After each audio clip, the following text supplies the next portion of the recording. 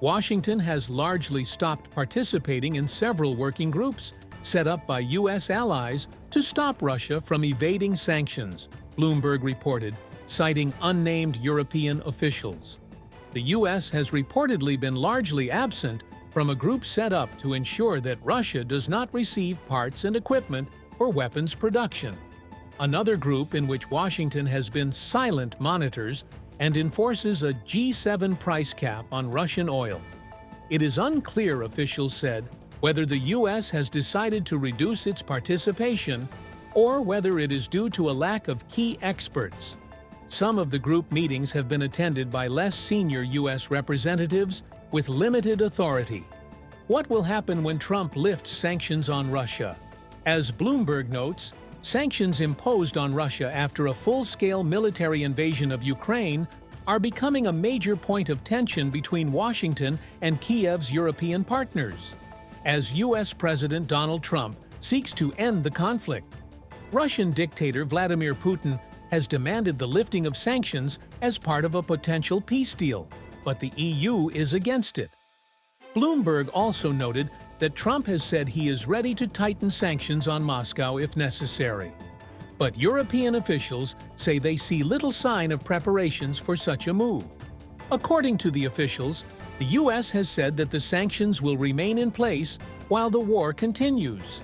And at this stage, Washington is not looking to ease any measures. Some easing of sanctions is likely to be part of any deal, Bloomberg's interlocutors added. Russian President Vladimir Putin believes that sanctions against the Russian Federation are not temporary measures and will never be completely lifted. 28,595 sanctions have been imposed on Russian companies and individuals, Putin said. This is more than all the sanctions against all the countries against which these sanctions were imposed, and many times higher, he said, speaking at the Congress of the Russian Union of Industrialists and Entrepreneurs, Kommersant reports.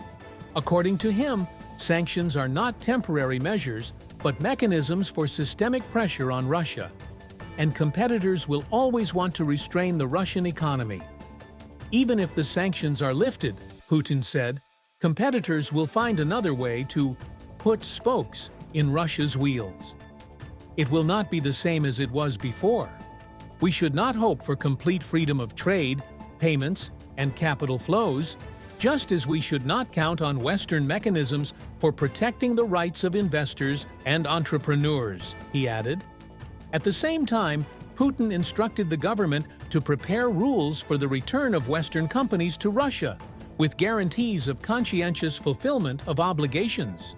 A group of European countries is working on an initiative aimed at attracting American scientists in response to severe cuts in the U.S. science and education sector. This is reported by Politico, based on documents from the European Commission. 12 EU governments are developing a strategy that aims to lure researchers from the U.S., taking advantage of the negative consequences of cuts in science funding. In a letter addressed to the European Commissioner for Innovation, Katarina Zakharayeva, representatives of France, Germany, the Czech Republic, Austria, Slovakia, Estonia, Latvia, Spain, Slovenia, Greece, Bulgaria, and Romania call for creating attractive conditions for talented researchers. The document that has been prepared contains proposals for funding, simplifying immigration procedures, and strengthening scientific partnerships with leading countries. Although the U.S. is not explicitly mentioned, the document contains hints at possible policy changes. Since Donald Trump came to power, the U.S. Department of Education has laid off about half of its staff, and a number of universities, including Johns Hopkins University, have reduced their jobs due to the loss of public funding. At the same time, the defense industry in Europe is facing an acute shortage of qualified personnel. According to the European Defense Agency, there is an increasing demand for specialists in the fields of artificial intelligence, machine learning, autonomous control, cybersecurity, and software development. The media reported that the Pentagon may provide Elon Musk with access to classified information about U.S. plans in the event of a war with China. Both U.S. President Donald Trump and Elon Musk himself have already reacted to this. According to NYT sources, the Pentagon planned to hold a briefing for Musk to provide him with this classified information on March 21st. It was noted that Defense Secretary Pete Hegseth, acting chairman of the Joint Chiefs of Staff, Christopher Grady, and commander of the U.S. Indo-Pacific Command, Samuel Paparo, will familiarize Musk with the details of the military plan, which provides for countering China in the event of an escalation of the conflict. Among the data that were supposedly supposed to be reported to the head of DOGE are instructions on responding to the threat from the PRC, as well as options for striking specific targets at certain periods of time. It is noted that Musk needs this data to assess whether it is possible to reduce the Pentagon budget. And for this, he needs to know which weapon systems the U.S. plans to use in a potential conflict. Immediately after this information appeared in the media, the U.S. authorities began to deny it. In particular, President Trump, in a post on Truth Social, emphasized that the NYT news is fake. Police in the northern Indian state of Punjab have detained hundreds of farmers who have been protesting over rising crop prices for more than a year.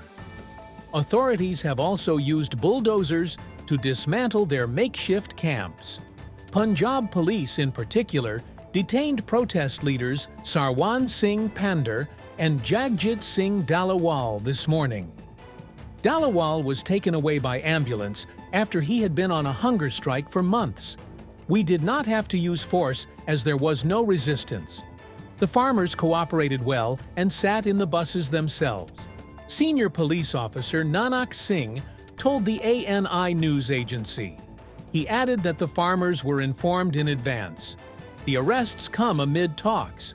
The farmers have been protesting for more than a year, demanding that the government legislate a minimum support price, MSP, for their crops. The farmers have set up camp on the border of the neighboring state of Haryana, blocking a highway, and their protest march to the capital, New Delhi, has been stopped by the authorities. Farmer leaders and the government have held several rounds of talks since last year. However, no result has been reached so far. The seventh round of talks between the farmer leaders and the central delegation ended on Wednesday, and the next meeting is scheduled for May 4, 2025. Defaults, stock market collapse, aircraft fleet reduction, and loss of key energy partners. All these problems form a vicious circle.